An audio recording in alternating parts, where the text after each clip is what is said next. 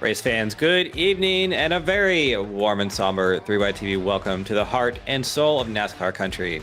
We're live from the Charlotte Motor Speedway for rounds 25 and 26 of the 2026A OSCA Rio Grande Mexican Grill Cup Series. I'm Cameron Rich here in the booth with Carlos Costa doing the hard work as usual. And history was made in OSCA last week as Eric Ziegel became the first driver to capture a hat trick, sweeping all three races last week at Port Royal. He rides that wave of momentum into tonight with a 56-point lead over Austin Veers. Be having those point standings, I believe we have those for you. We had a big swing last week on the dirt. Redux Racing actually losing the team points lead there, 10 points behind Team Fenceline Motorsports now for Redux Racing. But you can see there, Eric Ziegel and Austin Beers now topping the point standings. Then Ty McIntosh, Gore, and Staff are your top 5 currently, and that's all your drivers within 100 points of the driver standings. And along with tonight, we have 4 rounds left in this Cup Series season, so definitely very quickly coming to an end. Definitely a lot of chaos we saw last week, and about half of the Redux team not there, as Daniel Gore and Noah Brown were actually at the what's it called? Sonic Temple Festival. But yep, if you haven't under a rock, you haven't heard yet, of course, we are dealing with the loss of Kyle Busch. That was kind of dropped a few hours ago, and I mean, myself, you can see we have a graphic there on the screen, but it's one of those things that it kind of just doesn't feel like it's really been set in yet. So, of course, I spent my teenage years and younger years like hating the guy, and but you can't deny that he certainly made racing fun. So fun to watch and fun to be a part of. So definitely gonna miss rooting against him, and by all accounts was a pretty cool dude off the track. So yeah, we have a bunch of his numbers here on the graphics, but overlooking the victory lane here at Charlotte Motor Speedway, which Kyle Busch was a part of quite a bit. I don't have the exact stats up just yet, but I know he captured a few of his wins at this facility. And for that, we will have 2 different moments of silence tonight, on lap 5 and then an extended one from lap 8 to 18, being that that's his 3 main numbers he's ran in the Cup Series. So that'll be a moment of silence here. We will, I believe, probably do a little crank it up section and just let the race car music play. But yeah, obviously his friends, family, and everybody in our hearts and thoughts tonight. But as he would like it, we have a race here tonight, so let's get it going. And through qualifying, it is Daniel Gore on the pole. Surprise, surprise, he makes a good comeback and captures that first spot next to Thomas Capuano. Good run for him. Ty McIntosh, we know he's a Kyle Busch fan, so he will be racing with a little bit extra oomph there tonight. And then it's Noah Brown in P4. Gilberto Javier Gamer lines up in 5th next to Austin Beers there in 6th. 7th is Ty Alkus next to Ray Bracey in 8th. 9th will be Patrick Hahey, and then Dallas Myhan rounds out your top 10. And a quick note for the schemes you see. It is Patriotic Weekend as well for Memorial Day, but a lot of the drivers do have Kyle Busch themed schemes, as Olivia Hammond here, she does here. In P11 next to Eric Ziegel, he's got a Memorial Day scheme, so a lot of variety throughout the field. Darren Staff lines up 13th next to Kinda Jones 14th. Pair of teammates there on the 7th row. Dave Carpenter lines up in 15th next to Adam Peeler there in 16th. Talked to him before the race.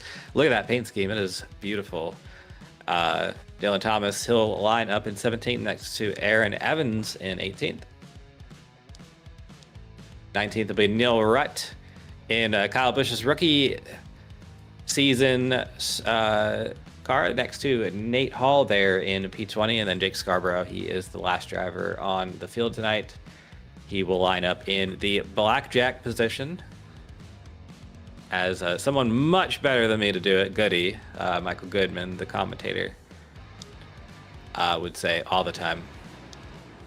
But either way, that's your 21 car field for tonight. 52 laps for both halves. If you are new to OSCA, we do typically split these races into 2, sometimes 3 halves, whatever is kind of the vibe to go with. But tonight will be a 2-half race, 52 laps, and then a 15-car invert. So the top 15 will rack them and send them to the back of the field, and usually creates pretty good racing here in the OSCA series. But 1 pace lap here at Charlotte.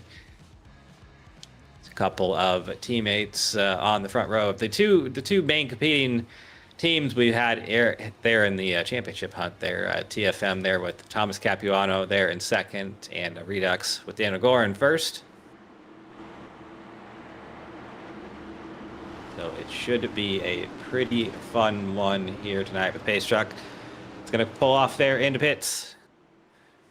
And we are underway here at Charlotte, 156 miles across these two halves, and here we go. Good restart for everybody. We are side by side throughout the whole field. Into turn number one, side by side for the lead. Not so much. Daniel Gore takes it to himself. Now it's for a second. Thomas Capuano and Ty McIntosh, they're fighting for it. Seeing a little bit of blocking here already on lap one, and we know that these this package that these cars have, low horsepower, high drag, a little bit less weight, a little bit more horsepower tonight, but it still is going to be the way things are. But a good battle there for, it was almost trouble. Austin Beers in the back of Thomas Capuano. I think he was trying to give him a little bump to go forward, but he about wrecked him there, so that would have been a huge accident, but we stay green here on lap two. A little bit further on back, we have still not settled out. This is around the 6th, 7th, 8th positions here. Probably going to see this just about all night, side by side. It is hard to get away, so Daniel Gore with that 0.3 of a second lead, that is like gold to him right now. He's going to be fighting for that for all he's worked tonight, but Thomas... Oh, trouble! That is Ray Bracey hard in the wall in the backstretch, and Neil Rutt's going to get involved. Nate Hall decides he wants to be a part of it as well, and that's going to be 3 heavily damaged race cars right there. We are going to be working lap 4 here. Let's take a look at the replay here. 3 wide down the backstretch, Dallas Mayan, and I think might have been some netcode there between Noah and Ray, but those are teammates. Lord have mercy. And you never want to see something like that. Let's take an overhead look of what happened here, and oof, wow, that's, yeah. I think 65 came up a little bit into Ray, and that is not going to be a friendly discussion in the team chat, I would assume, but not what you want to see. Get it on board here with Ray down the backstretch. Just tight, 3 wide, close quarters racing, and he's getting pitched sideways, and not much you could do. Neil Rutt, nowhere to go.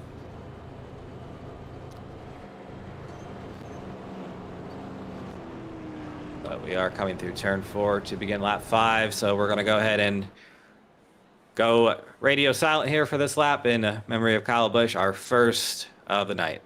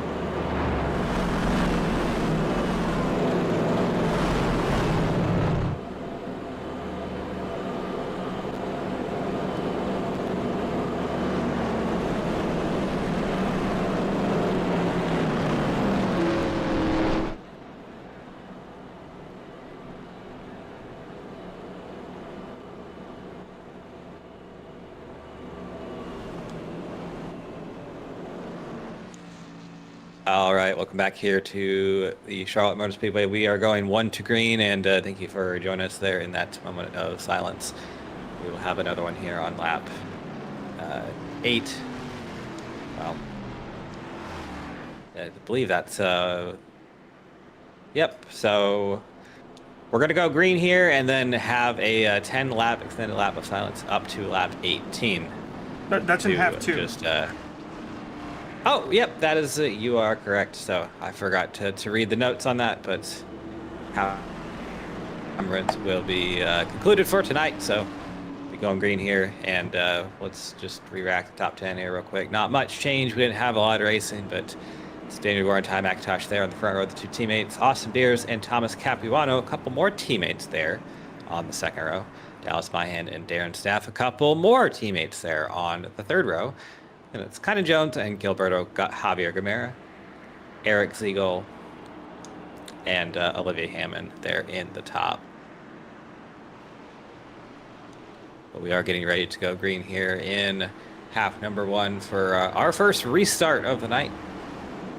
Hopefully we can get some green flag laps under our belts there. There's the pace truck pulling off, and the field's in the hands of Daniel Gore. He had a pretty good little lead before this caution, but it is a race, and there we go. Good restart for that 69. He is on the loud pedal, and now it's a fight for second. 3 cars. It's the 2 TFM cars, Beers and Capuano, and then it's Ty McIntosh there in the middle. He looks like, I have a certain meme in my head, but you all know what I'm thinking, and he's going to get ganged up by at least one of them. But coming back on the inside comes Ty McIntosh. What about Piper Perry? Yeah, I believe that would be the one, Carlos. So thank you for that. Oh my goodness, there was some close quarters there. A couple drivers getting very close to the wall. Heard a couple of quips tonight, Carlos, that the setup was pretty tight after a few laps. So we're probably going to see that after a few, few laps there. Contact there with McIntosh and Capuano. Aaron Staff, there was almost that would have been another, basically a carbon copy that we saw the first time. We're seeing a lot of drivers get very, very frisky with that right rear, kind of trying to take the air out of the spoiler, because that's kind of oh, who is that? That is Dave Carpenter. He is around up 4 stops right at the front stretch. I don't see a terrible amount of damage on the Carpenter machine, so he should be able to get it fixed and down and away. But our second caution of the night, it will be nonetheless. Here's the replay. We'll take a look at what happened. He's got Patrick Hayey below him. He's got Ty Alcas above him. It's 3 wide. Just a bit of a I think Alcas got in the wall and then just pitched Carpenter around. Kind of saved by the fact that he got turned very early and was able to kind of ride the parallelness of the wall instead of hitting it at a worse angle. So he's going to have a little bit more damage than I think originally I thought, but he should still be able to get it fixed nonetheless. Let's see again, just close quarters contact. We were 3 wide, and Carpenter probably didn't even know it hit him. Go on board with them, and out of 4. There it is.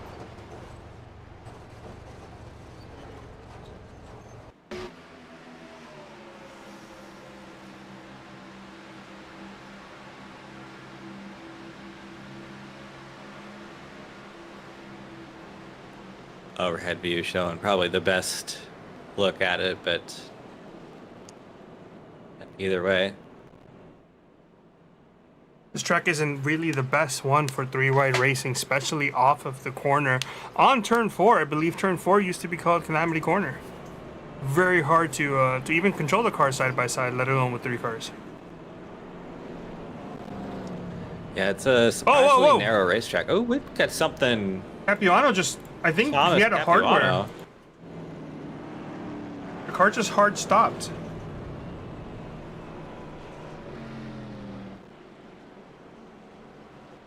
Saw all the smoke. It kind of looked like the wheel disconnected or something. Yeah, that's the wheel crazy. definitely disconnected right in front of Ty McIntosh's face. And looks like Ty somehow got through that without not maybe any, but not much damage.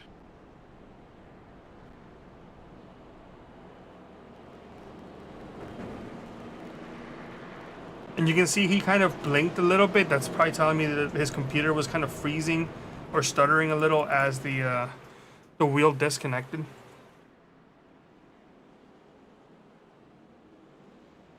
If the 10 has damage, I'm not seeing any from here. I don't know if he does have damage, but he probably just really got lucky on that. Yeah, I think he should be fine. So we're going to go ahead and double up here for the restart. Second of the night for our second caution. Tie with the patriotic shirt of the Kyle Busch shirt. So the big fan of the 18. As we always know, he's going to be racing here with a bit of a heavy heart. But top 10 here will be Daniel Gore, Austin Beers, Thomas Capuano, Ty McIntosh, Dallas Mayan. That's top 5. And then it's Darren Staff, Gilberto, Javier Gomera, Conan Jones, Eric Ziegel, and Olivia Hammond. She's still around top.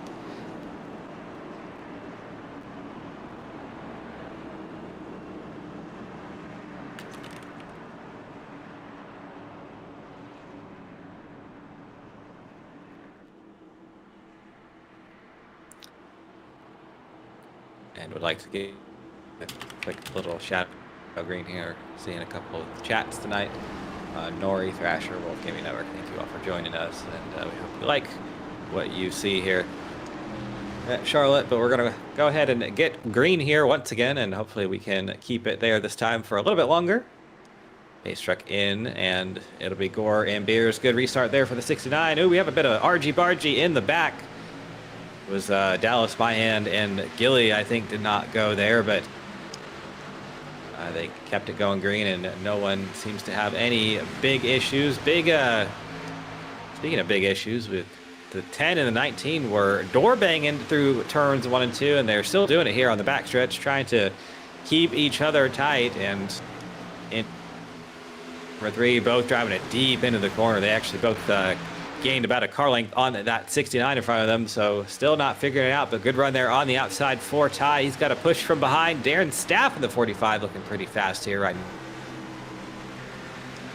forward here with Thomas Capuano, hoping that his hardware kind of keeps on going here. We got a caution somewhere. I'm seeing Jake Scarborough. Aaron Evans, seeing that he is on the backstretch, was spun. Let's consult the replay and see what that has to say. But here's, oh my goodness, what the heck happened here? Let's get a camera on Aaron. Something happened to him. Oh my goodness. I'm hearing something with Eric Ziegel potentially. So this happened well ahead. Oh. Okay, so it looks like Ziegel got hit into the corner, or I'm hearing netcode potentially. Dylan Thomas. Nah, I don't know if that was netcode. Hearing that Ty Alkus has a good view of this, and he might actually. He does. That was netcode. And that's netcode, yeah. Noah Brown getting. And then to Ty Alkus. Take a look at Aaron Ty Alkus. kind of a little bit further on back. Yeah, let's go on board with him.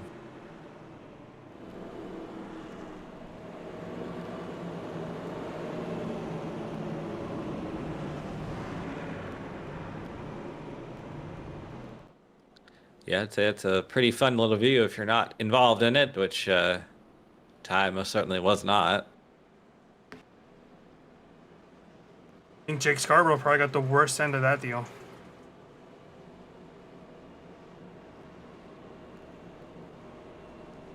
Yeah, looking like Noah Brown also with a meatball too, so he's going to have to go get that car fixed up. He's sitting there in the pits right now.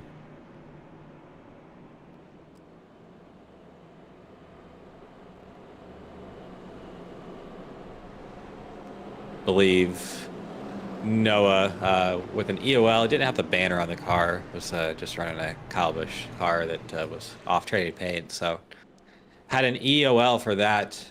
Probably might have contributed to the demise just a little bit there, but we have a view there with Dallas Mayan. He's playing some Kyle Busch highlights in the background, it looks like. Darren Staff here with the Skittles hat, which I believe, if I am correct, he said was signed by, was it Joe Gibbs and Kyle Busch? Could be. Kyle Busch was very good about giving autographs. Sounds pretty correct. Multiple times I've gone to Homestead, yeah. Like I've gotten multiple of his signatures. I don't know if I can find any of them right now, but I wasn't a big fan of his when I got them. Like, yeah, he would do cheeky stuff like go find like a junior fan and go sign their stuff without even like telling them. Like it was kind of funny. So that is pretty funny. I remember the 2015 Homestead race. I pretty much got to be next to all of the Championship 4 drivers at one point, with Jeff Gordon being after his race. I got right next to him. He was about to sign my diecast, but a little kid walked in front of me, and of course he went to him, and by that point he was already at his hauler. The security pushed us away. But the only driver that signed anything for me of the Championship 4 that day was Kyle Busch, and he went on to win that championship. There you go. Good little story. Gotta say, I was definitely not a fan of that championship. Not a Kyle Busch thing at all. That's just was not a fan of the playoff and what it kind of meant. And of course, Kyle Busch did get another championship down the road, so not really a matter. But a driver like Kyle Busch, I always felt just should not be like winning championships by driving half the season. It's but that's more of a gripe on the playoffs anyway, so doesn't really matter at this point. We do have another restart coming.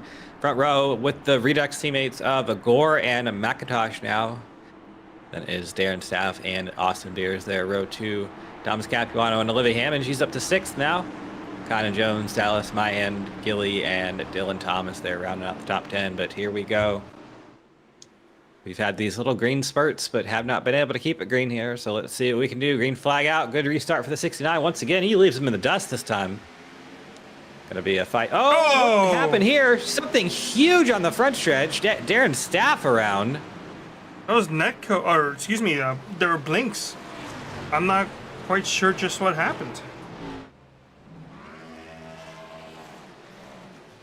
I think it might have been a hardware failure for Darren this time.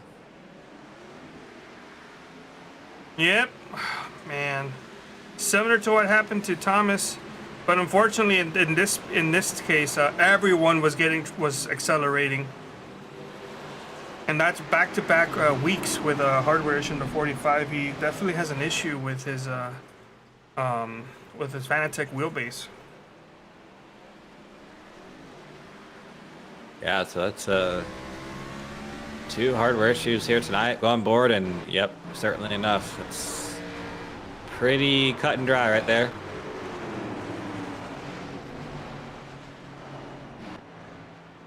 And unfortunately, it's somewhat of a recurring problem there for Darren, like you said, Carlos. So, would hope to see it fixed at one. But it's definitely one of those things that it is. It is one of those annoying things. It sure is. Austin Beers, Capuano, the fence line drivers going pit road right now. I wonder if they can make it from here. Hammond down pit road, Thomas, Alkis. The majority of the field is pit road at this point. Yeah, I'll let's see about Olivia. She might have damage. She plunked the rear of the Darren pretty hard, so we'll see what she's got.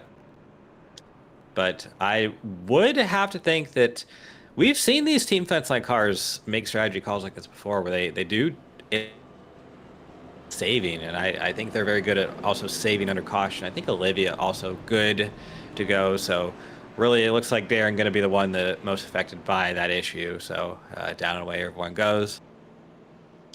But we do see the team fence line cars save fuel a lot, and they're very good about doing it under caution too. It's one of the things that I always stress, because it's free real estate basically. It's you save fuel and it's basically free. So You here with Ray. He is not doing what he would like to be doing probably, and Darren doing a little bit of tweaking to the wheel, hopefully to get it working. Let's take a look at the garage. He just came up like a gopher. Yeah, he's definitely defeated. Yeah, I know that feeling. I know that feeling all too well. 2017, 18 or so. Why is that almost 10 years ago at this point? But I bought a whole new like wheel set, like everything, and it failed within like 8 months, and in the worst possible way too. He's bringing out the tape in again. the worst possible way. And this.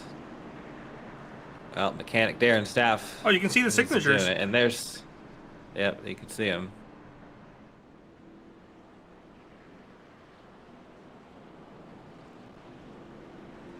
So trying to keep himself on the lead lap here. Wouldn't be the end of the world if he does go a lap down. With how good the OSCA rules are. Yeah, and quite a bit of damage to that machine anyway, so I might even say it wouldn't hurt to try to get it fixed up, but I think he's got a couple things he's dealing with. So anyway, we are gonna try it again here, work our fourth caution of the night. We're only on lap 19, so it has been a trun so far, but at some point we will get her going here. Lap 20 of 52. Leader's been Daniel Gore. I think he's led them all up to this point. So there are 4 cautions for 11. So we've only had 8 green flag laps. So let's try to get some in here. Pace truck is off there. Daniel Gore chose the inside line here. So let's see what he can do. Down and away. Good restart for the 69. It's been that way all night. Oh, again. Trouble. Patrick Hayes out. No Ziegel. caution. No caution. No caution. There they go. Well, don't quite know how that happened. There was a checkup. I think the 87 was slow, but that could have been because of somebody else. Let's go ahead and take a look. The handy dandy replay, and yeah, Patrick he definitely having some issues there, and Eric Ziegel getting spun around due to it. Yeah, Ziegel trying to avoid Olivia Hammond's rear bumper, and I don't think the driver behind him was able to realize what was going on. 03. That would be Dylan Thomas, but just hard to do something in that situation a lot of the time if it's really fast like that. But he just didn't go. Once again, I don't think anybody getting terrible damage. Been a lot of contact here tonight, unfortunately.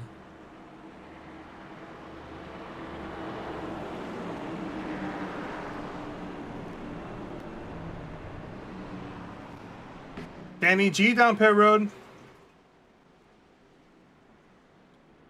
Yep, a couple others following him in the back there, but big strategy call there for Daniel. He's gonna give up the lead to get some tires and fuel on that race car. See a lot of the others following him in the back, but that is big news for the 69. So he's gonna put himself in the back of the field, and he'll be good on tires and fuel to then, presumably, if we go green, but that'll be interesting to see how it turns out. That's going to give the lead to Ty McIntosh in the 10, his teammate. So the only people who have yet to go down pit road are your top 4. Peeler in 5th did go down on lap number 9 for, I'm assuming, fuel only, because that was about an 8-second pit stop. So I don't think your top 5 can probably make it on fuel unless we have a caution every restart. Yeah, and so far it might be looking like that's the case here, but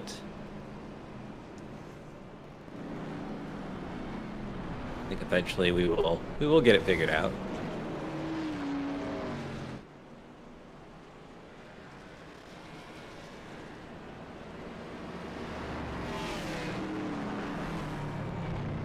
remember I actually went to this track back in 2004, the fall race. Casey Kane led about 250 laps or so of that race. Oh, no. Had by far the fastest car of the night.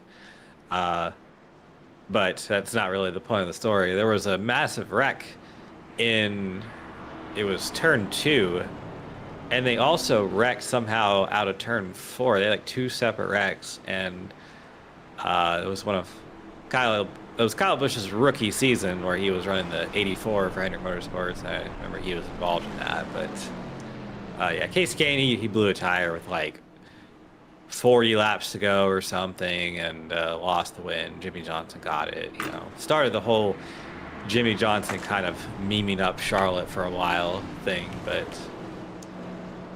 or not really the start of it. That was kind of like the thick of it. But either way, we are doubled up here for yet another restart, and you can put a trademark on that. Down at the backstretch, and it's Ty McIntosh with the lead. Dallas Mayen's going to line up next to him. Looks like Ty took the outside line, the left side of your screen. So Dallas Mayen the inside. Gilberto Javier Gamera third. Conan Jones fourth. Dave Carpenter fifth. Adam Peeler sixth. Austin Beers seventh. Thomas Capuano eighth. Dylan Thomas ninth. And Jake Scarborough there in 10th.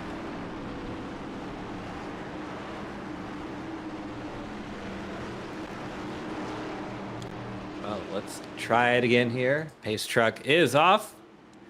Field is in the hands of Ty McIntosh there on the outside, and here we go. Ooh, bit of a stack up there in the back, but I think this time we might keep it green. Nate Hall and Noah Brown had a bit of a scuffle there, but through turns 1 and 2, we are green flag again for the surprisingly the longest green flag run in about 10 minutes at this point, but let's not jinx it here. Side by side down the backstretch. First battle there for, looks like that is the 7th position between Capuano and Carpenter. Someone with a bit of a issue there in the back. It was Aaron Evans who had I think he got a little bit tight, but no contact there. Oh, and the wall there was Dallas Mayen. He is using all of the racetrack here tonight. And he's got some company there. Gilberto Javier Gamera looking for P2 in the 99 car. One of the Memorial Day specials on tonight. Trying to make something happen there. Ooh, Dylan Thomas in the back. He was wiggly sideways out of turn. That is a mess in the here. 26 laps to go. Oh, trouble! That is Thomas Capuano pitched around in the wall and doing a bunny hop over Dave Carpenter. Looks like that's the 2 cars that are going to be involved.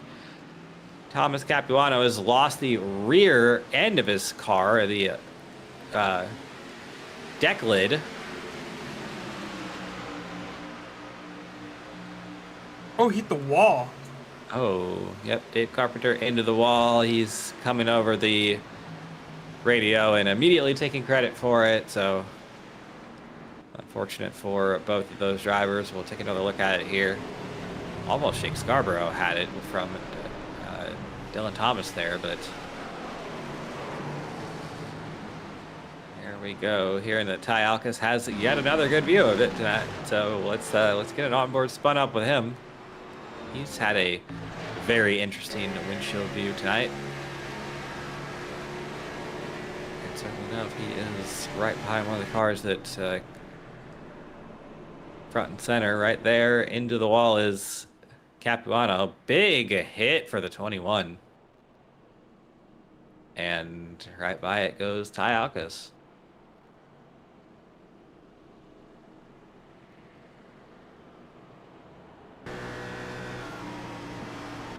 Well, I think Capuano's car will end up on Facebook Marketplace here in a few days. Slightly used Gen 6 race car. That's not really going to be very much usable anymore. That's got a lot of pieces missing that it came out of the shop with. So action down pit road here. There is your race leader, Ty McIntosh. He is bringing Gilly That's kind of Jones. I see Dallas Myhan. A couple others as well. So it's going to flip this race just a little bit. Going to get the lead to, it looks like Austin Beers now.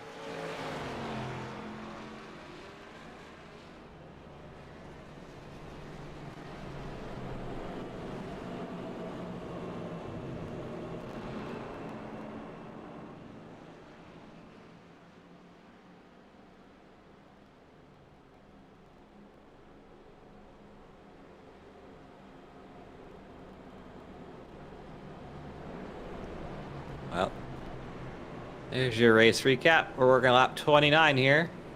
Still trundling along. 6th caution of the night. Austin Beers now has the lead over Jake Scarborough. Dylan Thomas there in 3rd. Aaron Evans 4th, and Ty Alkus in 5th. So a bit of a revolving door of a top 5 tonight, but either way, everyone is having a go at it.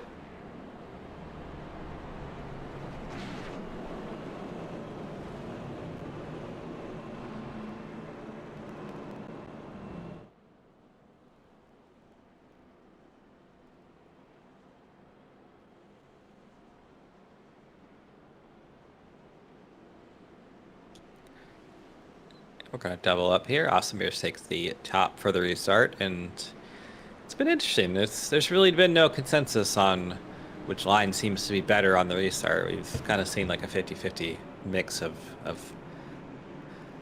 taking the top or the bottom, so see if that changes later on in the night.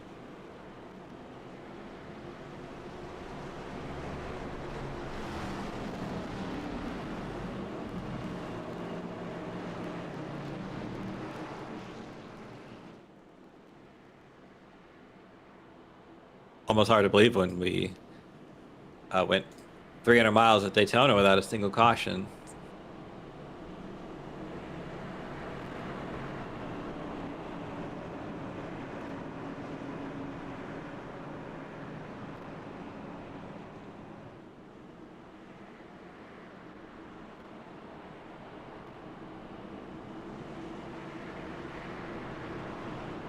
But Ray Bracey, I'm seeing him out on the racetrack.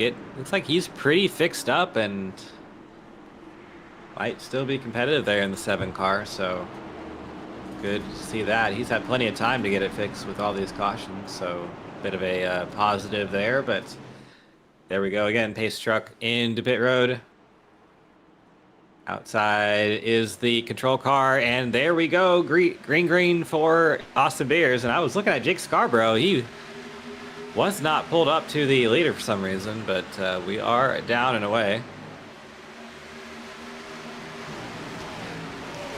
Some things over the radio about Austin Beers' restart too, but either way, we are finally green flag here. Looking for 3 into... I thought that was going to be 3 wide, not going to take it 3 wide just yet. Smart move there on their part, but... Oh, trouble, or black flag for Austin Beers. Race control did not like that restart. We were saying that the 77, you were saying he wasn't up with the 19. Looks like race control thought it was the opposite. Yeah, so maybe we can get a replay of that restart, but he comes down pit road here to take his penalty.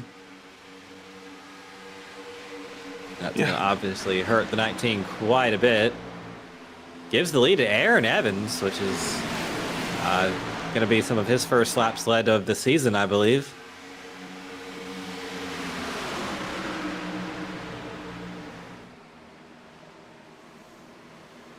And we do have a caution as we were looking at this, so let's we'll go ahead and get to that. Look at that. Being told it's Patrick. Patrick Hahey going around, so... I saw the 48 shoving here. The 19. Don't know. Oh, no!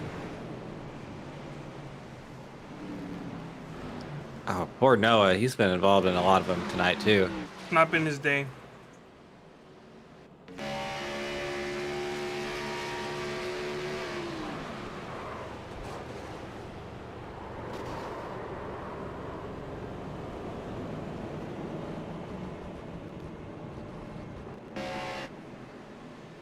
So race control going to call that one a racing deal. Let's get the overhead view, which is usually the best one to see. And, oh, well, 87 did come down quite a bit there, but yeah, I can see the call on both. Keep this angle and then take a look at the restart.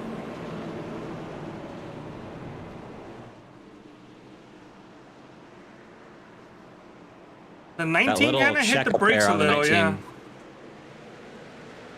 Is what the call was for, yeah. So it was ever so slight, but there definitely was a checkup, and well, ultimately Austin Beer's not going to be harmed too much by it. He's got the immediate caution here, so going to give the lead to Jake Scarborough.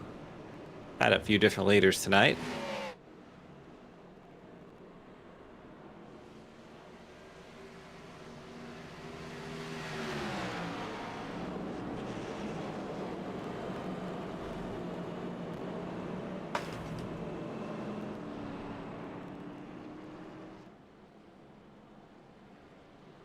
See a couple more in the chat tonight. Thank you all for joining us. It has been a long one. We are working our 7th caution of the night.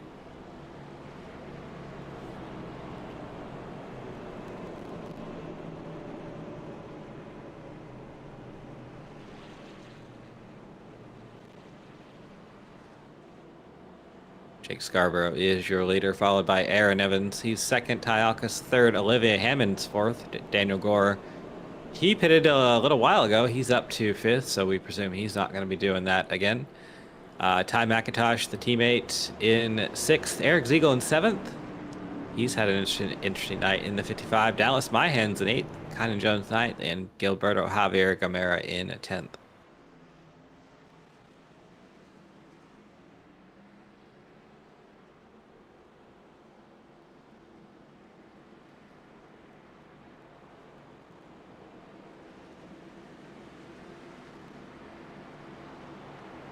Here we are, doubled up for our 7th restart of the night. Just went through our top 10. The control car has chosen the outside line. That's Jake Scarborough.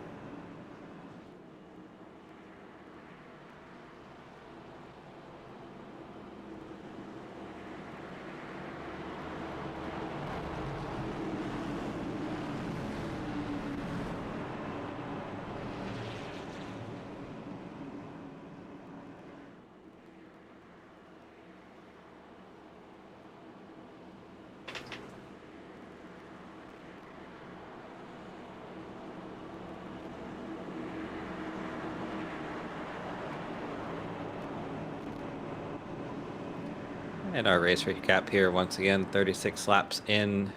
Scarborough is your leader, our 7th caution of the night. It's been a messy one, and somehow only one lead change. I guess Ty technically never led the lap. True. Yeah, I don't know. That's weird, but there's a lot of yellow down there in that little bar, so hopefully we can get some green to the end, but pace truck is about to pull off, so there we go. See a lot of damage in some of the cars through the field, but they're still trundling along to the end here. Ooh, here we are. Restart once again, and it has been a struggle. Had some issues in the back there, but thankfully no contact sent anyone around. Still green here, but side by side for 2nd, Evans and Hammond. Olivia Hammond, she's on the top there. Aaron Evans on the bottom. The 2 of the Kyle Busch cars racing for 2nd. Olivia Hammond, big push from behind from Ty at McIntosh. And then Aaron Evans, he's got Ty Alkus behind him. So the 2 Tys are racing together. It is a scrap up here for 2nd between Evans and Hammond. Hammond with the advantage right now. Outside line generally going to be the stronger line through 1 and 2. We'll go on board here with Ty McIntosh and see what he's seeing. We got some 3 wide behind him, couple rows deep. I think they're going to figure it out there. Some crazy stuff here at the front. Still on board here with Ty and looking at it from a relatively clean and I'd say not stressful view. They're wrecking behind. Adam Peeler's around. I think Kynan Jones involved as well, but we're going to get a caution right there. That beautiful number 27 is now heavily damaged in the front. throwing a whole bunch of magic smoke out the back, as James Watson would say. Gilly sideways there as well. That's definitely going to be probably race over for Peeler. That two of those tires in the front, which that's both of them. They are not pointing in the correct direction. Oh, So Peeler just got in the wall and knocked down into kind of Jones there. Bit of an innocent bystander.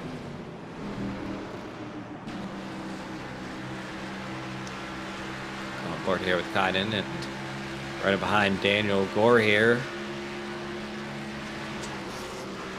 Alcus might have made a move that caused Peeler to react to the right, but it's a big hit for them and a big hit for Gilly as well there in turn 2.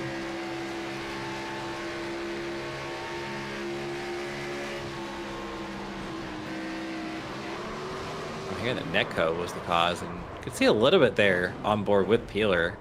It's a huge hit into the inside.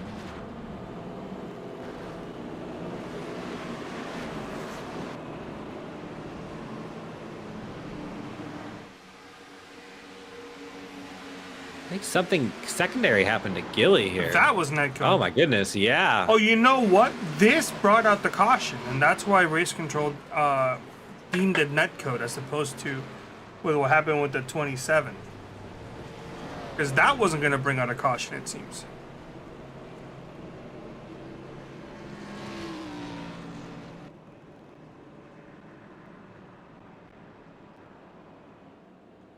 Well, Peeler's car sits there on pit road with a lot less front end that it started the race with. Looking more like a modified here, but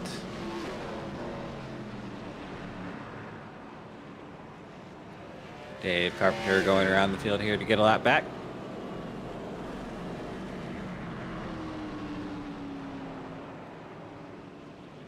We are approaching the 10 to go mark here, which I think we will hit go green, so race recap once again.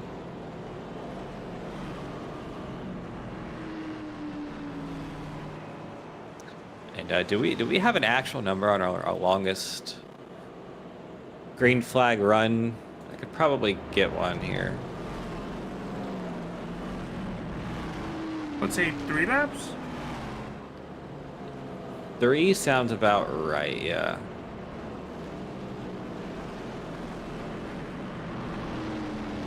So, longest we will be able to go green here is about 10 laps.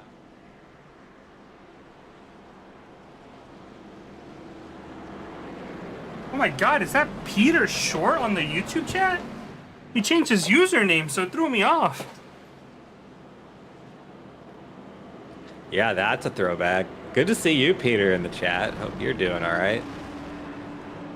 Saw him in Discord earlier, kind of just reacting the same way most of us did about the Kyle Busch news, but yeah, definitely been a race here tonight. 8 cautions in 42 laps so far, so we are definitely plugging away very slowly at, probably typical Interstate 5 out in California speeds. It's around 5 p.m. on a Tuesday, something close to that.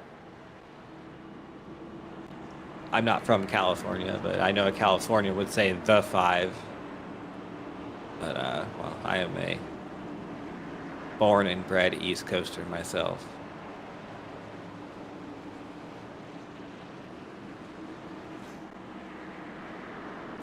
Jake Scarborough still your leader as we come through turns 3 and 4.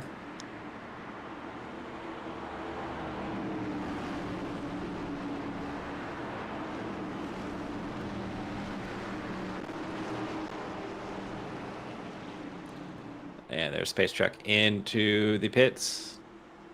Patrol car is on the bottom there for Jake. Good restart for the 77. It's going to be a fight for second. Ty McIntosh had a good restart too, so he's going to be he's going to threaten that 54's second place. Through turns 1 and 2, it's going to be side by side. Jake Scarborough's loving this behind him currently. Lots of position change in the back. I think we have a couple of different tire strategies. Daniel Gore somehow got knocked back there just a little bit. Noah Brown still in the race. Ooh, almost some contact between the two Redux teammates. Something that we have absolutely never seen before, ever in the history of ever. But lots of action here at the front.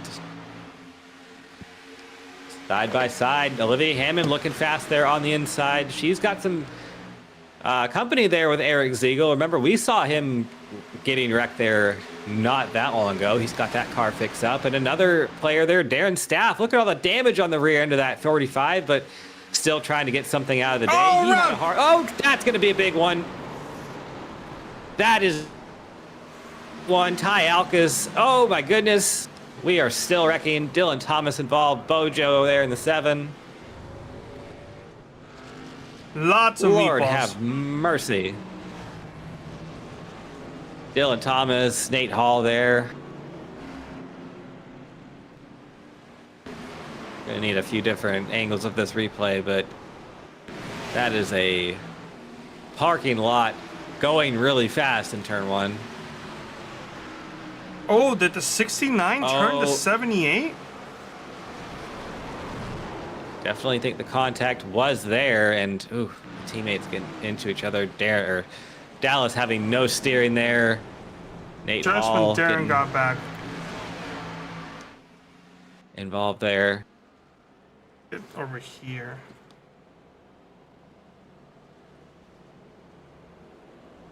Yeah, I definitely think it was started there.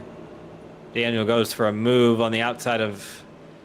Oh, I don't know. Was there net code there? But definitely some right rear contact.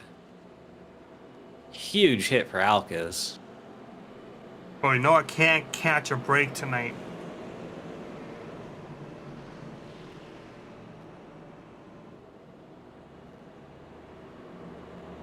Race control gonna deem that the fault of the 60.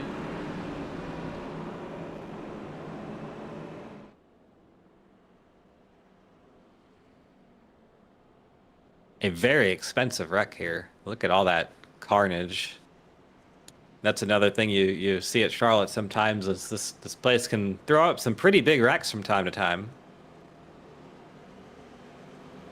Go on board here with Danny and see what he saw, and see using some of that painted asphalt that is oval and just a bit of contact with Dallas, and away they go behind. That is a lot of hits.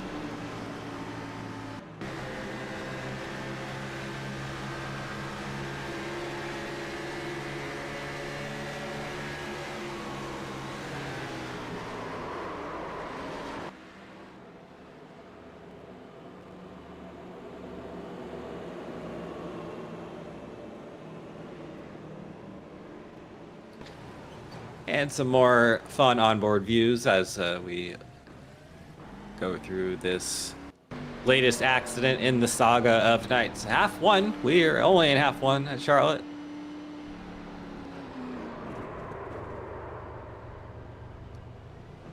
And just, yeah, you can see lots of contact there. Ty Alkas, he's gonna get blindsided essentially, and just a huge hit. Nothing he could have done there.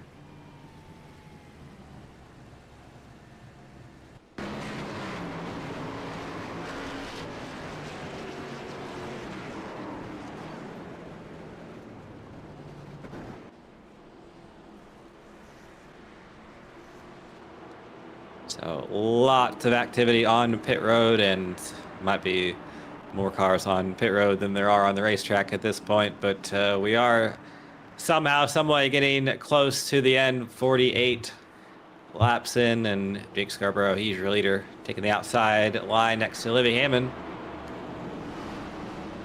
Looking for what I believe would be her first top 3 finish of the OSCA Premier Series.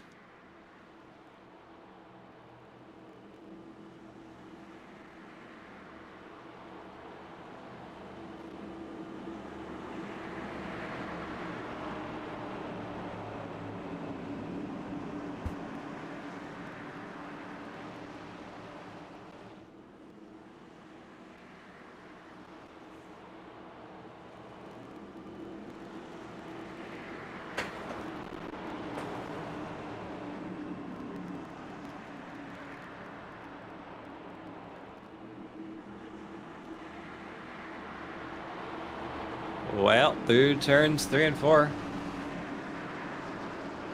Ninth caution of the night, but we're going to have about 4 laps to go, I think it is. Ace truck is in. Fields in the hands of Jake Scarborough there on the outside line. And there we go. Once again, good restart for the 77. Bit fragmented in the rear, but 4 laps to go here for everything here in F1. Good restart for, looks like the 10 of Ty McIntosh got going pretty well there. He's on the outside of the 54. Ooh, there might have been some close quarters there. Not contact, but just some close side-by-side racing here. Not much room for error or to get away. That's why Olivia got crossed up there a little bit in 3 and 4. She's gonna now be thrust back into that hornet's nest of 3 wide with Aaron Evans and Patrick Hahey. Gonna have to gather that 54 up and get back going here. But now the battle for the win. 3 laps to go. Jake Scarborough has it. Ty McIntosh up there in the 2nd position. And we've already said it a couple times tonight. He's the big Kyle Busch fan, so he's going to want to come here and get something done. Good run for that 10 out of turn number 4, trying to get the lead here. 2 laps to go. The 2 ex-teammates are going at it for the win. Jake Scarborough's got the preferred line in turns 1 and 2. He's going to keep that 77 on the high side. But Aaron Evans, he's a surprise player here. What can he do in that 48? Couple of these Kyle Busch cars here at the front. Eric Ziegel, we've seen him knocked around like a pinball tonight, but somehow he's still up there in the top 5. Ty McIntosh, he's got the lead coming out of turn number 4. White flag here at Charlotte. It is the Kyle Busch fan against the Kyle Busch car. Aaron Evans looking for his first OSCA victory, but here comes Jake Scarborough. They're wrecking in the back. Huge wreck. It looks like Daniel Gore, Olivia Hammond involved, a couple others too, some bigger hits, but we racing for the win. Here comes Ray Bracey. Where did he come from? He was wrecked on the first lap or 2. Stuffing that nose on the inside of Ty McIntosh out of turn number 4. I think Ty's gonna get it here at the line. Yes, he does. What an incredible race there. Ray Bracey out of nowhere. He was wrecked at the beginning of this race, and Aaron Evans, good job for him. Comes up just a little bit short of his first OSCA victory. 98.1 of a second. Sorry, that was a previous crash. Ah, sorry guys. Queued up the wrong replay. I can't believe I had all top 3 finishers camera angles there at the end.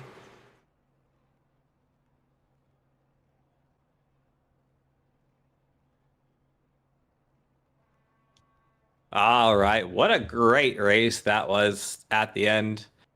Ty McIntosh comes home with the win, and we'll be talking to him shortly here. Actually have him right here, so we'll get him in the booth and then go through the results real quick and take a short break because we have 10 minutes here before the start of the next one. But here he is, Ty. Cam in the booth. That was a pretty incredible run through the field for you, and you got it done. Tell us about your night. Yeah, man, just it's a big one. Just first want to say, rest in peace to Kyle Busch, man. Thinking of the Busch family. I wouldn't be in sim racing or with the guys that I'm with on iRacing or anything if it wasn't for Kyle Busch and just falling in love with NASCAR that way. So, to get one today is huge. It's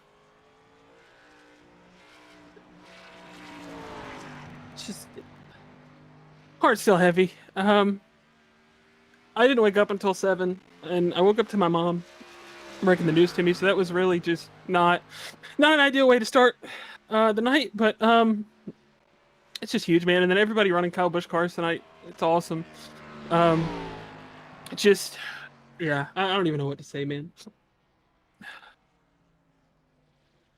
Yeah, it's been a pretty mixed feelings night of course, the somberness, but we've also been able to share a lot of Kyle Busch thoughts up here, and Charlotte being one of the first tracks he raced as a rookie. I actually was at that race, so I mean, yeah, definitely some some moves that looked not too far away from something he would be doing there out tonight, and a lot of close quarters racing, caution fest a little bit, unfortunately, but we got it figured out there. And what are you going to be looking here, or what are you going to be looking at here for this second half, knowing what we just experienced? You're going to be starting back there and think what P15 or so. I think that's the invert. I think it says 10, which is weird because it should be 15 well. from what was said, but it's fine. Yeah, somewhere back there. Yeah, I think it's just going to be a lot of just trying to stick with it. And the dirty air is a problem for me, at least. I was tight when I was in dirty air. I felt a lot better when I was up there, but a lot to work through. But I think honestly, I mean, a win now. The second half, I'm just going to try to exist and be there at the end. I want to shout out Aaron. He keeps finishing second. It's always to me. So, love him. I love Ray. Everybody tonight, man. This is just a good night to have fun. I think we're competing, but this is just a hell of a night to remember Kyle Busch. So it's awesome. Well, heck yeah. That is what it is all about. And even the old school haters like myself feeling pretty bad tonight because I ultimately appreciate Kyle Busch for being that heel of my childhood and being that person who I rooted against. But it's like it's what you come to watch the sport for, and ultimately was a good dude. And one of my favorite things about him was that he would always go to like competing fans and go to just sign their stuff out of nowhere. So could be having that Dale Jr. flag be flying and then it'd be signed by Kyle Busch the next day. So like he was a pretty good jokester there. But before we let you go, finish up this warm up, any sponsors or shout outs? Yeah, Wicked Wisdom's on the car. I'm glad we got this one in victory lane. Bojo did a hell of a job painting it. I want to thank Thrasher, Logan, Riker for watching every race. I want to thank my dad. My dad came in here immediately, kind of knew that I was having a rough day, and gave me a hug and a pat on the back. Said good job, so that means a lot. You guys put on the show, Vic for running it. I want to say thanks to Kyle Busch, man. I wouldn't love NASCAR. I wouldn't have a passion for this stuff. I wouldn't have met so many people that I love and cherish if it wasn't for him. So that one's for him. All right, buddy. Go out there and do it again for him there and have to. Thank you for talking to us. Thanks, buddy. All right, it was Tom McIntosh, and you can hear the emotions. You can see the emotions. Of course, somebody who affected a lot of people, and in many ways of being a star in NASCAR in that period, and of course, just being a kid in that period. That he was the driver of the M&M's car, and that's a pretty that was a pretty resonating sponsorship deal, I think, for a lot of kids at that time. So it's just gonna be it's gonna take a while to set in. It is setting in, but it's gonna be a little bit slow. But I think with that, let's go ahead and take just a bit of a short break here. We'll be back with you in about 4 minutes. It looks for the grid and half number 2.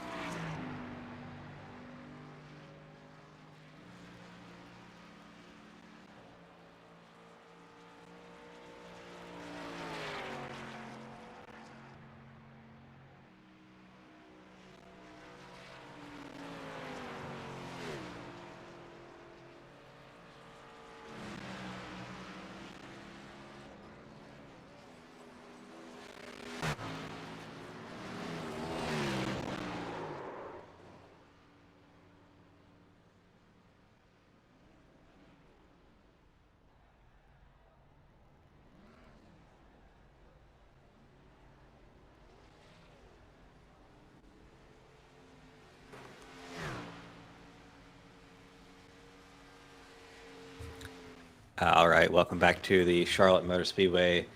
We are getting set for some more OSCA action here for half number 2. If you like what you saw in half number 1, which, yeah, maybe mixed reactions, but I think a lot of people liked what they saw there in half number 1. We're going to try again here in half number 2, 52 more laps of Gen 6 action here at the Charlotte Motor Speedway, and let's get your grid. Here, Daniel Gore, he starts on the pole once again. Remember, he was your original pole sitter next to Olivia Hammond there in second. Kind of Jones ends up in third. But Nate Hall in fourth. Noah Brown, he had a pretty rough half, number 1. He'll try to clean that up here in half number 2. Jake Scarborough in sixth. He had a pretty good half 1 till the end. Patrick Hahey lines up in seventh next to Ray Bracey in eighth. Aaron Evans, your second finisher, looking for his first OSCA win still, lines up ninth next to Ty McIntosh, the half 1 winner. Gilberto Javier Gamera lines up in 11th next to Eric Ziegel in 12th. Lucky 13th for half number 2 is Thomas Capuano next to Darren Staff in 14th. 15th is Austin Beers next to Dylan Thomas in 16th. 17th is Dallas Mahan, and he'll line up next to Ty Alkus in 18th. Dave Carpenter and Adam Peeler will comprise row number 10. And then the final starter tonight for half number 2 will be Neil Rutt.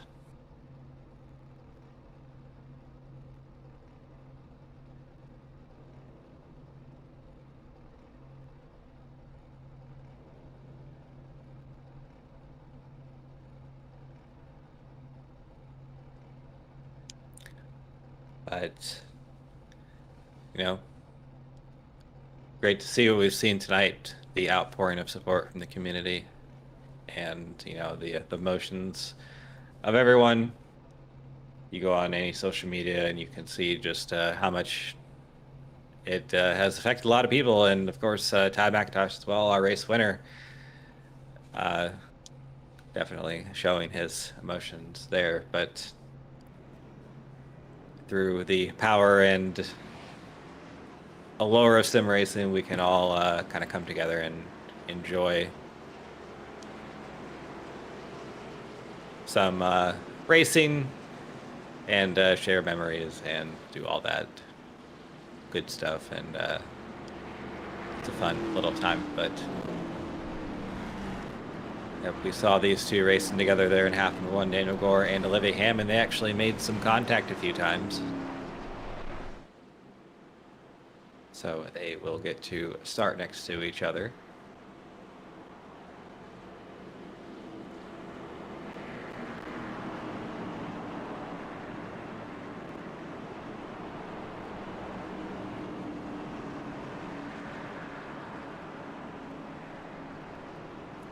And a quick little note, we will have a bit of an extended silence from lap 8 to 18 in this half. So I incorrectly say that half 1. We will do that here in half number 2.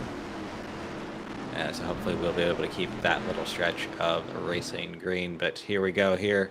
Pace truck has pulled off and the starter has the green in the hand. There we go. Half 2 is underway. Good restart, or good start, I guess, for Olivia Hammond there on the outside. Good start for Daniel Gore. Not such a good start there for Nate Hall. I think Jake Scarborough's thinking 3 wide, certainly enough. But Patrick Hahey squeezes Jake up into the 5 just about. And Nate Hall definitely not comfortable up there. He stays well out of the way. Olivia Hammond battling with Noah Brown, but a battle for the lead. Kynan Jones on the inside of Daniel Gore. Kynan Jones showed a bit of speed there in half 1, but had a bit of bad luck. Could not really get the car up to the front, but showing a good bit of pace here right now is that 85, and battling with the 3-time OSCA champion. Not a shabby result, and just inside line not quite there. Has to slide up on the outside. That's kind of the hallmark of Charlotte here with this package. You or outside line in turns 1 and 2 is just so strong. Oh, almost some contact there between Brown and Hammond. Brown slides up the track. Oh, that was contact there between those two. Noah Brown trying to squeeze that 54 out as much as possible. That is a dangerous game to play with the netcode here on iRacing, but so far it has worked for both of them, and I think, yep, Noah Brown is going to have to just slide up there in, or right up behind Olivia. So I think this is pretty close right here to the longest green stretch we've had all night. I think once we hit about now, probably, or maybe next lap, it will be, which is a good sign. Ray Bracey and Patrick Hahey side by side here for the 7th position, and Ray having that outside line. Some contact in, oh my goodness. Noah Brown and Olivia Hammond are playing a dangerous game of chicken, and I would not be surprised if the caution comes between these two at some point, but Olivia Hammond, she gets around Noah Brown for the time being. Eric Ziegel trying to join the fight in the top 10. He has gotten up there, and Ty has a different car, but I'm trying to figure out which is the right one. I can assure you he is yeah, I can assure you he is in the same car, so that threw me off there for a loop, but we are good. Noah Brown, he's now gotten into the inside of Kynan Jones in that battle for second. By far and away the longest green flag run we've had all night.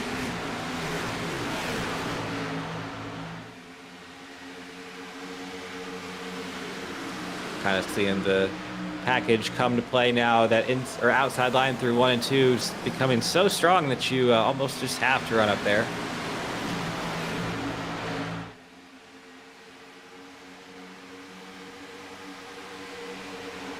And make no mind of the gray cars, that's just trading paints, refreshing.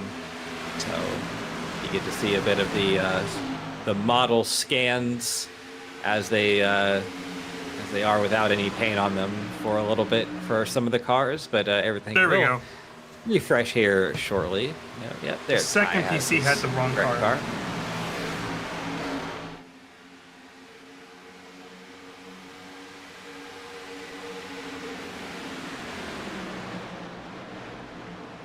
So just something you always have to deal with when it comes to iRacing, some kind of technical issue or something of that nature, but yeah, we have definitely settled out here in this second half. This is actually very good to see, but we are starting to get into strung out territory just a little bit, but a battle for second. Scarborough on Jones. There was some, the 77 looked a little bit loosey-goosey there off of turn number 4. It was a pretty evasive maneuver to get him down there, but he's going to make a big move to the inside, and I think he's going to get it here. Bit of a slide job move, but not so much.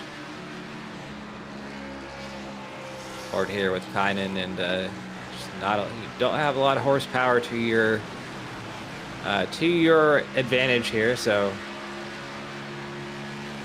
kind of hard to make passes after a few laps, but we're on board here with Kynan Jones. Looking back at the 54, and she has ran very good all night. A big shout out to Olivia for her efforts here at Charlotte. Another one of those drivers that I believe she is kind of a proxy Kyle Busch fan. She is a Ty Gibbs fan for sure, but might be a proxy Kyle Busch fan. But having the Kyle Busch car here tonight and having a good showing in it for sure. So yeah, big props to her, and she's definitely been improving pretty steadily throughout the season. So good to see that race winner, half one right behind her. Darren Staff in the wall. Ooh, there was some contact with Aaron Evans, and I believe that was Eric Ziegel. We very nearly had our first caution of the half there, but somehow kept it clean and green. Daniel Gore with a pretty big lead, the biggest lead we've seen all night by far, 0.5 of a second, half a second for the 69, and with the package, that is a pretty big one.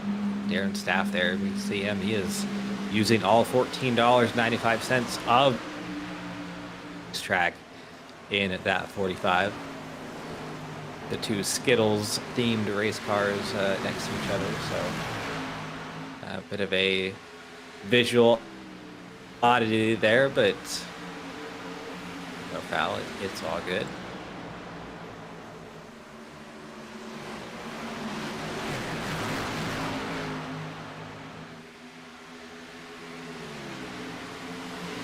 Eric Ziegel looking pretty fast, making a move around the outside of Hammond.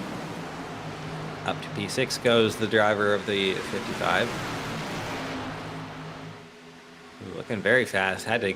Gave a bump to the 85 out of turn number 4. He had so much speed in that car. All right, starting next lap, because we realized that we forgot lap number 8 due to the excitement. We're gonna go radio silent until lap 18. Lap 15, because that's the year he won his first championship.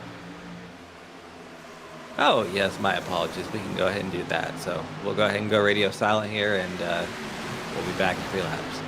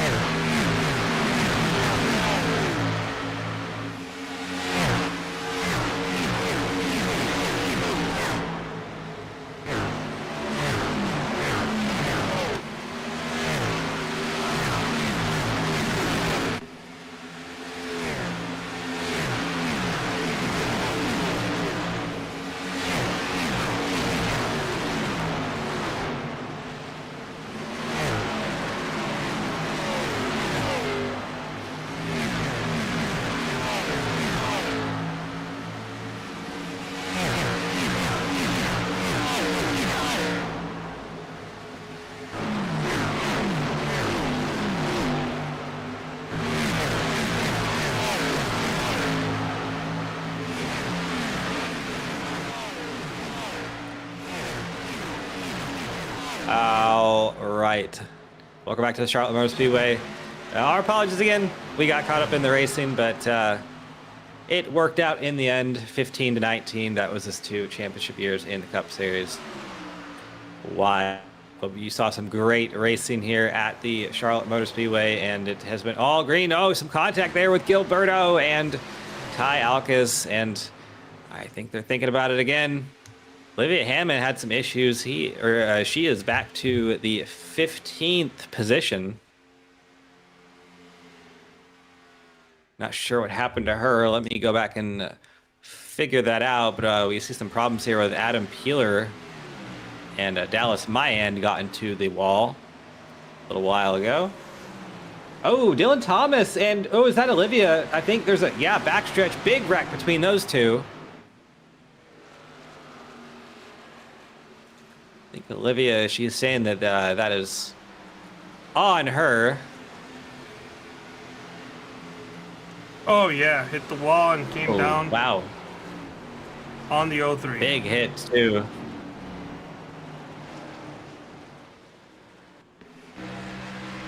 I haven't done this to bring out a caution before, but I've definitely lost concentration for a second, hit the wall, and then slid down the track. Thankfully, it's never been onto somebody, but it's very simple to do.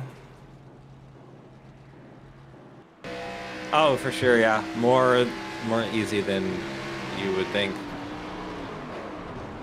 And especially, I mean, we're talking about two very different track scenarios, but at like old Atlanta, when your tires are worn out and the car is actually moving all over the place, it can be pretty nerve-wracking. Everyone down pit road. Sure enough, plenty of pit stops here, and going back to look at Olivia, she got caught on the bottom, it looks like, and I don't see any huge issue that sent her to the back.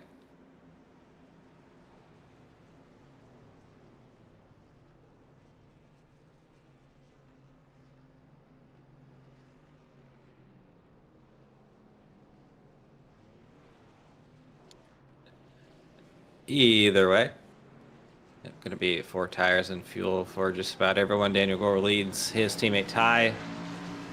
Kind of Jones got Noah Brown there, Ray Bracey, Ziegel, Beers, Staff, Scarborough, and Patrick Hahey going to be your top 10.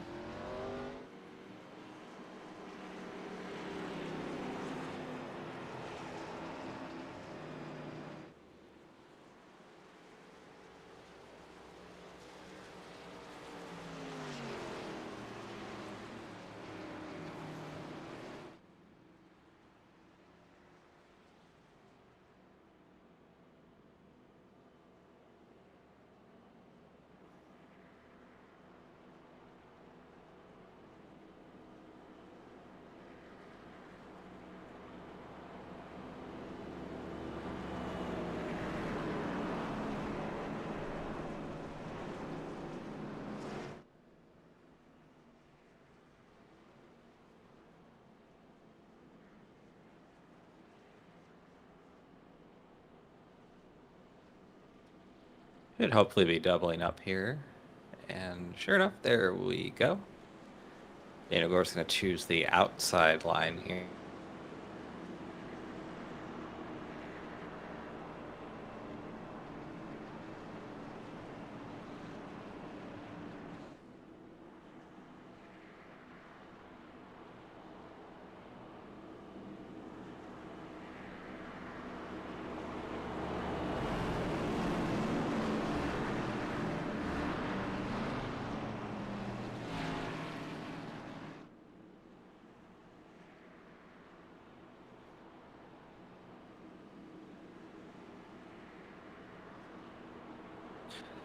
So, been a bit of a messy night here at the Charlotte Motor Speedway, but tonight's been relatively clean up to this point. Just the one caution and that bar down there on our race recap looking quite a bit different. But hopefully we can fill the other side with some green. 69 of Daniel Gore, he has shown some very good speed out here tonight. Had about a second lead or so before that caution came out, and we'll definitely be looking to do that once again. But pace truck, there it goes into the pits, and Daniel Gore on the outside. He's done it a lot tonight. I think it's the 9th or 10th of the night, and there he goes. Good restart on the bottom for Ty as well. We've done this plenty of times tonight, so everybody's got plenty of practice. Ty McIntosh pulls up behind that 69. Those two teammates, of course, it's a Redux 1, 2, 3 at the moment for McIntosh Brown. Then it's Kynan Jones for RK and Eric Ziegel for Team Fenceline in the top 5. But quickly spreading out, single file, very racy inside of Darren Staff there for 6th. Eric Ziegel and Kynan Jones going at it. That was the close one between those two.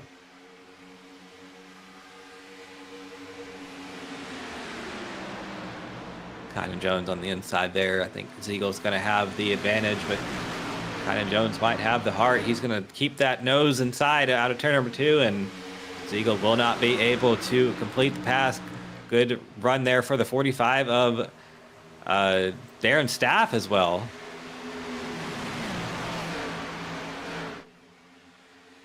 He showed a lot of speed there in half number 1, had the equipment issue and some other issues as well. Actually drove back through the field after having the issue and then got involved in some more. So we know there's a lot of speed in that 45. On board here with Austin Beers. in the 19. Haven't seen a lot of him tonight up at the front, but with all the cautions and carnage in half one, it's hard to say what could have happened.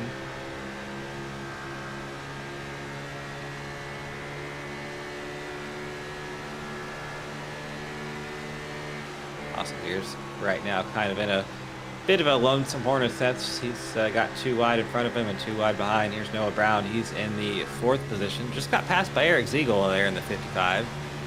And there goes Darren Stafford on the outside. Noah Brown getting stuck on the inside here just a little bit.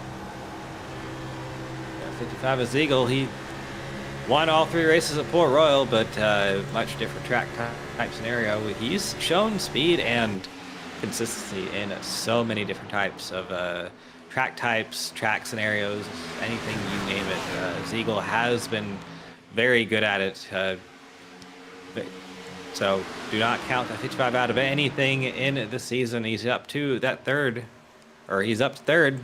Got a push from his teammate there in the 19 of Beers.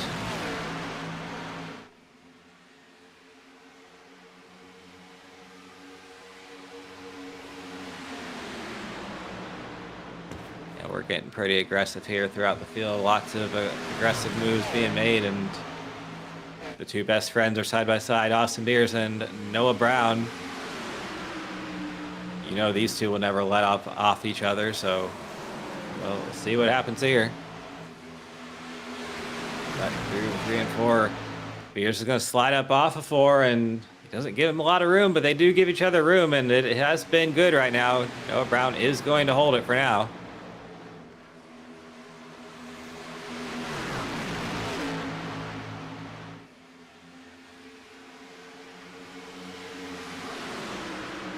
Redux 1, 2, 3 team fence line 4 and 5. So we'll see if any kind of teamwork, politics, or the like come into it. There is another Redux car there in 7th place, the 7 of Ray Bracey. Next team fence line car would be the 10 or the 89 of Ty Alcas, who is currently battling with his other team fence line teammate of Thomas Capuano for that 10th position. Here comes Austin Beers making another move on Noah. Slides right up in front of the 65, and there enough he goes. It was not as close as it might have looked. Plenty of room there for the 19, but you know he's not going to give the 65 any more room than he absolutely needs to. Brown trying to get on the inside, but nothing there on the inside of 1 and 2 right now. Ooh, I think the bit of aerotight situation there for Noah Brown. Here comes Eric Ziegel on the inside of him. Austin Beers kind of threw all that dirty air, that big spoiler on the 65, and you saw him go straight up the racetrack. But 20 laps to go here. Much quicker race than half number 1. Bit of sideways there for Ray Bracey. Him and Kynan Jones were getting at it.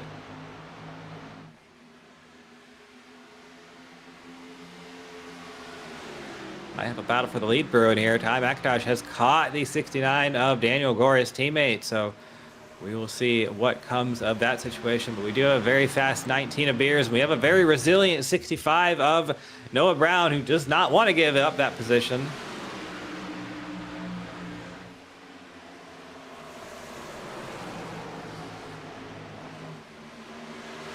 These 2 are not letting each other go at all, but just provide some entertainment for us. So keep it going. For a side-by-side battle, looking to be Capuano and Rutt back for the 11th position. Well, actually, there is, I think, Eric Ziegel and Ray Bracey looking like they're getting a little bit racy.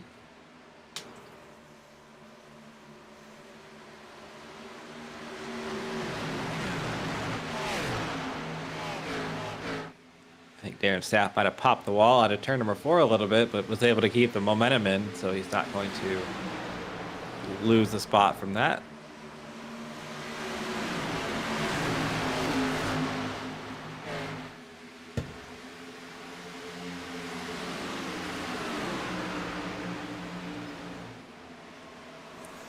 Hannah Jones battling with Darren Staff and Eric Ziegel there. That's around the 5th position.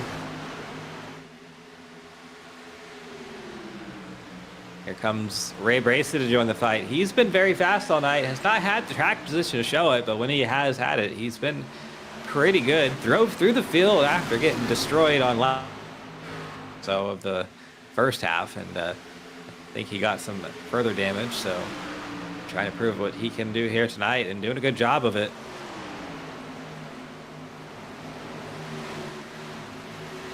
That's the battle for 5th at the top of your screen. Battle for the lead at the bottom. It's a 3-car battle right now. Daniel Gore, Austin Beers, and Ty McIntosh. And had some contact there between Beers and McIntosh. That 19 is really fast right now. He kind of drove up there and went around the 10 like he was standing. And here comes Noah Brown. He wants to join it as well. Oh, that's the wrong button. No replay. Bit of a Redux and Redux and Austin Beers top 4 up here. And here comes Austin Beers on the inside of the 69. Austin Beers looking very quick right now, and he's going to drive around Daniel Gore for the race lead. Here comes Noah Brown on the inside of Ty McIntosh. Not sure if Austin Beers was saving tires or what, but that looked like a pretty straightforward pass to me.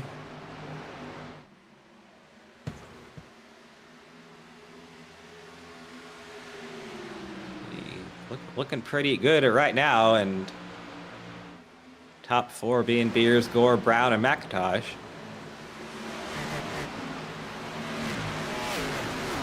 A little bit further on back, Neil Rutt, this is around the 10th position, and Neil Rutt, I think if there's a top side at any track, he's going to be using it.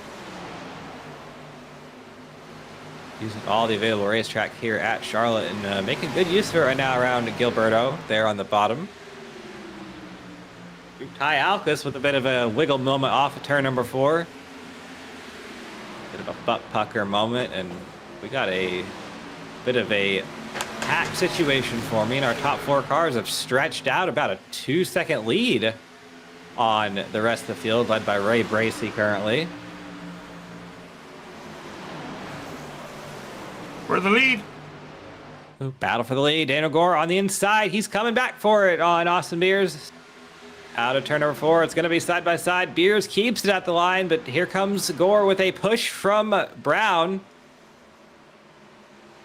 Daniel Gore's going to get the run into turn number 1 and going to use that inside line to his advantage. Slide up in front of the 19. Get the lead back for himself. Oh, this is not going to work. Big move for the 19, and that was a bully moment. He forces his way through to the lead, and with 10 laps to go, I don't think that's going to go too well, having 3 Redux cars behind him. But we will see what happens with that. That's the great thing about racing, is it does have to happen. So Noah Brown there trying the outside line and not really able to make use of it this time by. Here comes Daniel Gore. I think he's thinking of a bully moment of himself. Not maybe this time by, but I don't think he's going to spare too much thought on it himself. 9 laps to go here. It's been a pretty quick one, but it's been a lot of action. Here comes Gore looking on the inside of Beers. There's not a lot of grip there on the inside of 1 and 2, so he's going to have to be precarious with. But here comes Beers to block.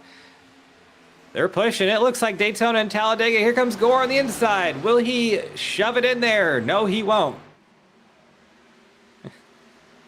That was a quote of all time, but in the wall goes Ty McIntosh just a little bit. It's going to keep the speed in it.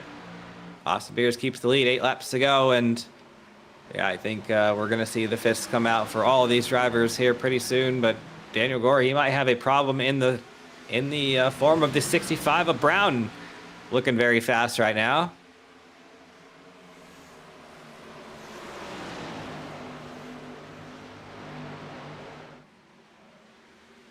Gore can't really focus on the lead because he's got to fend off that teammate battle behind him right now, but 7 laps to go. It's not a lot of time here. It goes by quick at these speeds. Looking on the inside of 1 and 2. Maybe not so much to make a move, but for downforce. But it's going to work for him, I think. He's going to get inside of Beers. Bro. Going to keep the nose in there. Down the backstretch. Yeah, I know, Carlos. But a big move for Gore here. He's not going to be able to clear Beers. Beers going to have to run off of turn number 4. I think this is the point. Call this good racing. Gore has a push from Brown. Oh, Brown's going to slide up into Beers. That definitely wasn't intentional, but it also wasn't prevented too terribly much from the 65. I think we kind of expected that all day, every day, but yeah, definitely did what he needed to do to slow Beers up just a little bit and get him off the bumper of his teammate. Ty's just been there, the 4th car in this pack, kind of minding his business, maybe saving his tires for a late run push.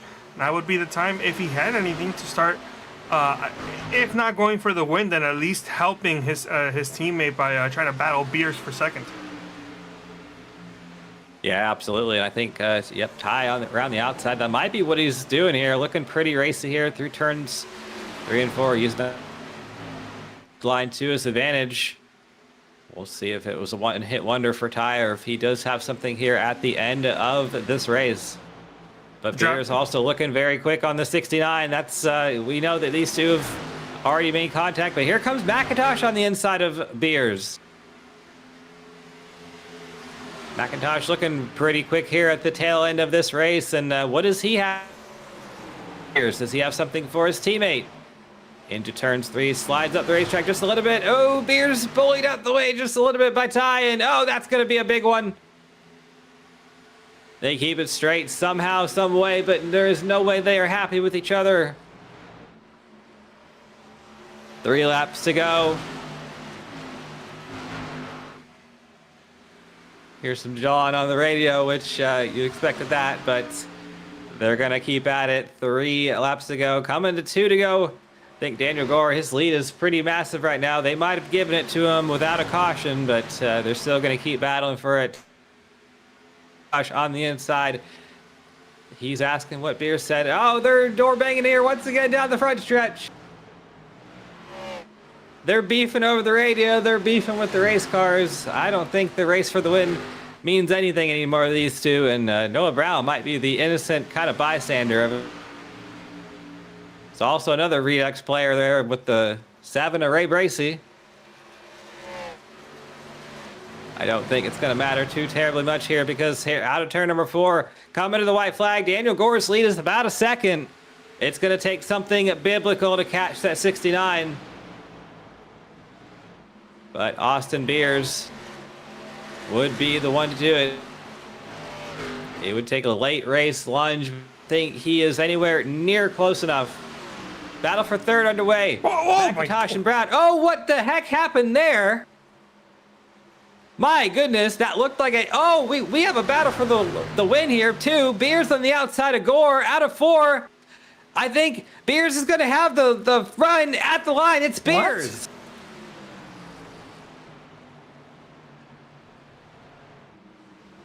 What happened there? Neil Rudd crashed, and I don't know if Gore was involved or just slowed down. Oh!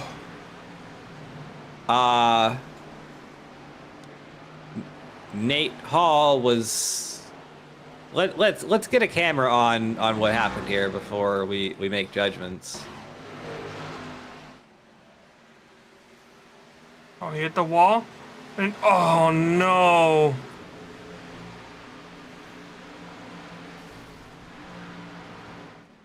Lord have mercy. Well...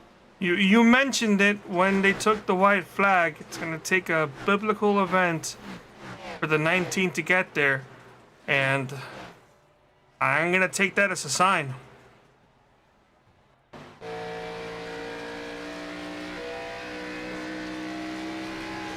Yeah, I'm gonna have to be the one to say that there needs to be a bit of a spatial awareness check on the driver of the 5 there. When coming down to the end of the race, you can't be. I'm not sure why there was weaving back and forth and then a move like that. It essentially ruined the end of that race. And well, I'm only the commentator, so I'll leave it to the power to decide how they feel. But as myself, I gotta say it's not a good look here on 3Y TV. But yeah, we will go ahead and we'll let these drivers get collected, and we'll settle down for a little bit, and we will be back with you shortly.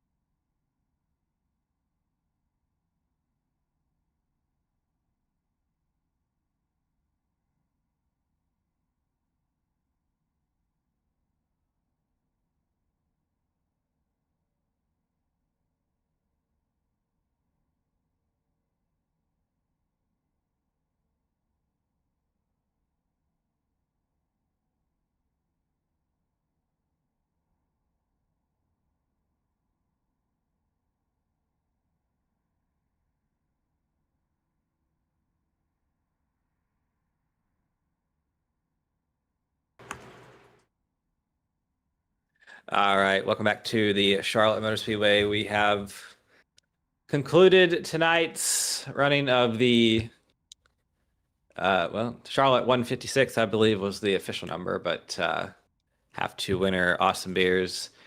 What a finish it was. There was some lap car shenanigans involving, I believe, the driver of the 5, Nate Hall, and Daniel Gore had a pretty sizable lead, had the race won, and he's not gonna be the winner's circle for tonight. So let's go ahead and bring him up. Oh. Yep. Oh, it is. It's Cam in the booth. Austin, you got a copy? I got ya. All right. Well, Lord have mercy. Yeah. What a night. In many ways, and what a way to end the night. Just talk us through it. Yeah, so the first half I got a penalty. Controversial, in my opinion, but is what it is. And then I was back there and got wrecked.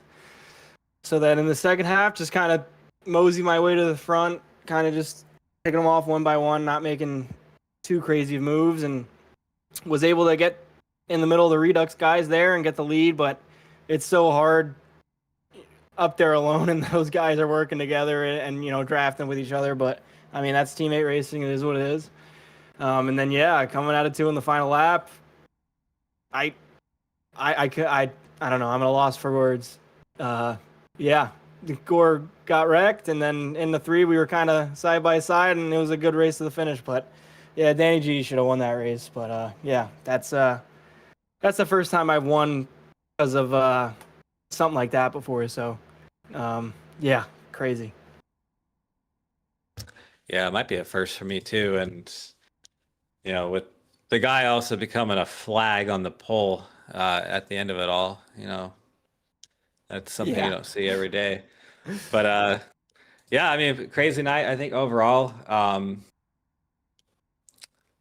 we go to the I don't know what you call it, the oval with a couple kinks in it next week. Another triple header in Mexico. So, which you're Three looking of forward them? to? Yeah, three of them. Why? Yeah, just try to survive, run the laps, keep the car in one piece, and hopefully just scavenge a few points and then go to back to an oval for the rest of the year. That's the plan right now. Yeah, it's Mexico again, but just with like the chicane. So Yeah. it'll be a goofy little thing. Might be hilarious, but Yeah, yeah. we'll see what happens. Before we let you go, any sponsor shout outs? Just tough day for the motorsports world. Obviously, I I was a big Jeff Gordon fan growing up, and when he retired, I became a really big fan of Kyle Busch, and I know both of his, Tony Hirschman, obviously the Hirschman family and my family are very close, so kind of knowing his spotter when he was in the 18, and then I'm good friends with Nealon too, who was just spotting for him. So obviously, rest in peace to Kyle Busch. He was one of the most talented race car drivers ever. So that's all I got for you tonight. Just the motorsports world lost someone great, and yeah, we'll be thinking about him and his family. All right, couldn't have said it better myself, Austin, and yeah, big fan myself too. More in a sense of I love to hate him. He was I was a junior fan, so I had the DNA Yeah. to hate him, but it was also just it was really watchable TV every week. So Yeah, I for grew to sure. love him as well. So Yeah. appreciate you taking some time to talk to us tonight. Good win out there in the second half, and maybe we'll be talking to you in one of those three next week. Yes, sir. Thank you. All right. And I think with that, Let's go through the race results and then we can. yeah, I think with that, let's hit the results and let's call it a night here in Charlotte and go on our merry way. Excuse me, hit the wrong Austin button. Beers. Austin Beers is your winner. Daniel Gore second, Noah Brown third, Ty McIntosh fourth, Ray Racey fifth, Gilberto Javier Gamera comes home sixth, Eric Ziegel seventh, Darren Staff eighth, Jake Scarborough ninth, Ty Alcas 10th, Dave Carpenter 11th, Kynan Jones 12th, Patrick Hayey 13th, Aaron Evans 14th, Thomas Capuano 15th, Neil Rutt 16th, Dylan Thomas 17th, Nate Hall 18th.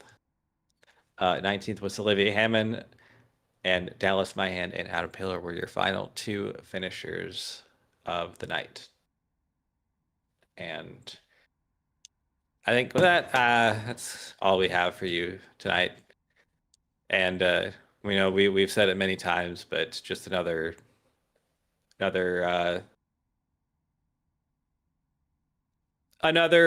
shout out and another just big loss to the motorsports world today. So kind of just there is definitely an aura of kind of bummed sadness around everyone, and it's I mean even before tonight it's like, hey, this is kind of gonna suck. So we appreciate y'all plugging through it. It's been tough here, and it's been tough for everyone else as well. So we will move on.